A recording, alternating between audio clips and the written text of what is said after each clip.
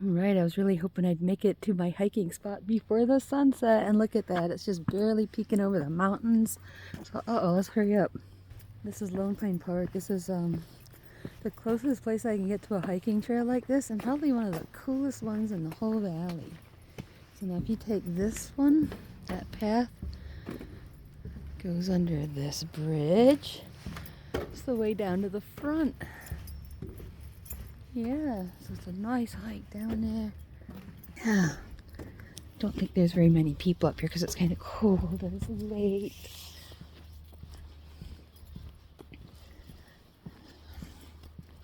Hi there. But I'll try not to include anyone in my video for the sake of privacy. Anyways, let's see if no one's coming over here. This is the Flathead Valley. You can walk down there and get a nice look, but if you go up this way, you'll get an even better look. Yeah. Hey there. Hello.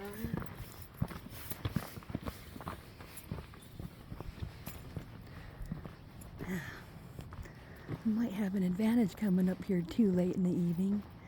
The sun setting, sometimes it makes the mountains look real pretty. We got a full moon, so we gotta watch out for lunatics tonight, right? You betcha. So there's Flathead Lake. When I first came to Montana, I lived over there in that corner at Big Fork. Yeah. Yeah, this is where I'm gonna get a little cardio training. I've made videos up here before, but I've had different conversations. Yeah. Today is Christmas Day still. I'm gonna do a few videos today, share a few things because I got the day off from work, so I have all day to play around with my phone. Anyways, this time of year can be powerful in two different ways. It can be the darkest night of the year, right? To the darkest nights of the year, boy. You know, watch our soul. At the same time, we counterbalance that with all the good magic we do around Christmas time, like making wishes and making those wishes come true. So, yep. And then, now, it's one thing to make a wish and make a wish come true, but let's make some wishes that are worth making come true. How about that, right? Now, if I could stay in Flathead Valley, I'd like to create a business starting with one limo, which would really just be a really nice passenger truck, and then expand according to how well it does and who I can get to help me. Now, let me show you where I live. Alright. I'm not the only one that likes to freeze their toes in their nose. Flathead Lake, the old swim hole. Hey there.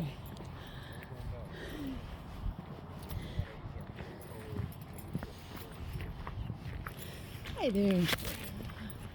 Alright, now it's the lookout point, so get up here and read the signs and everything. I'll show you where I live.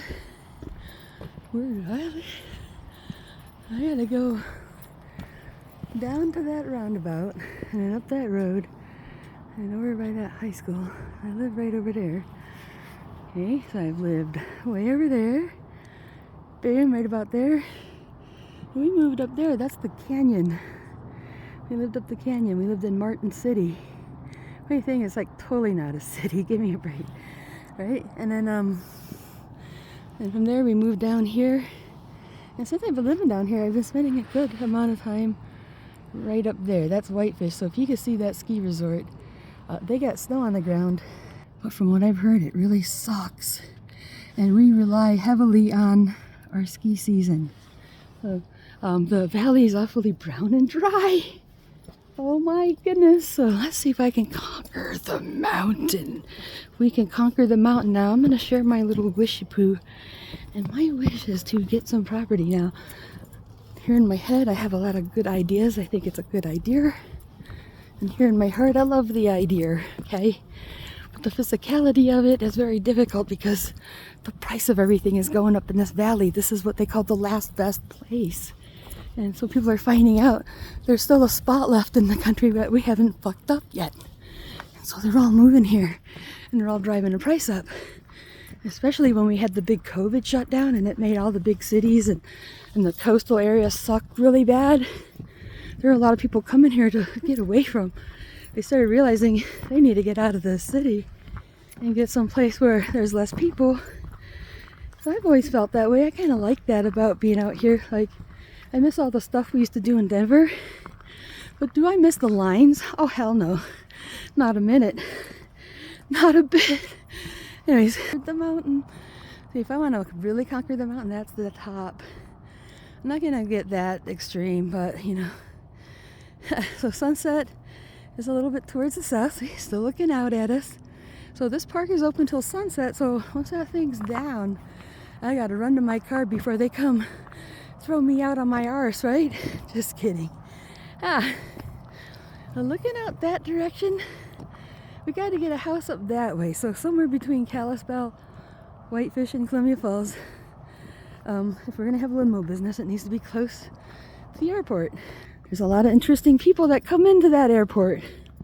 And I'm looking forward to meeting them all. Now, if I could get that going, there's a couple people I'd like to invite up here, right?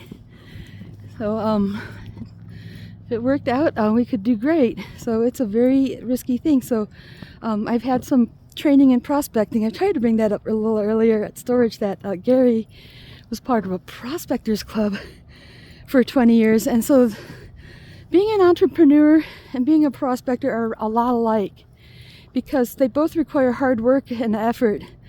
But what they also require is being smart and knowing where to dig. I wrote a song called Digging That Hole. It's a song about being in a relationship with somebody that makes bad decisions and wants you to play along. And you end up doing so much backbreaking work just for nothing, where you could put in that same amount of work in the right area and you'd find gold. So you have to know where the gold is, or at least know how to detect it, like how to make an educated guess. So if you're going to start a business, there's a few things that need to have happen. Okay, so one, you have to pick a good location. Like that ice cream shop I work at, she picked a very good location. That's a big help. Has a good product, has a good concept, but without the location, it would be worth a shit. Now, same with my limo company. It's a great concept, but whether it's worth a shit depends on if I can get the clients, and I think I can. Since I've been living up here, I think that I like the people that are coming and going. And so, my concept is that we can drive people in any condition. That's why it's an off-road vehicle. It's I'm going to start out with a Chevy Suburban. So that way, if it's shitty weather, because I've had to work in the middle of the night for other companies that have vehicles with no four-wheel drive in them. And so the difference I want to make is I can provide a service at any time of the day and any kind of weather. And if people want to go off-road, we can take them. And then we can expand our fleet one person at a time, depending on who I trust. So that's my fantasy. Like, I don't know if it could work out, but the other thing is by getting that property up here, it would be a retreat for people who want to come up here and train with me. So here's one of my training spots. I just come right here and train in this spot and look at the mountain view. You can see almost the whole valley here, except for that little corner over there, but ain't much to see anyway. So Phoenix Fire Mountain Warrior. Now, calling it Mountain Warrior is a tip of the hat to the Shaolin group because they kind of, they're mountain people, they're mountain fighters. Okay, so I would like to bring people here to Montana and take them to my property for training.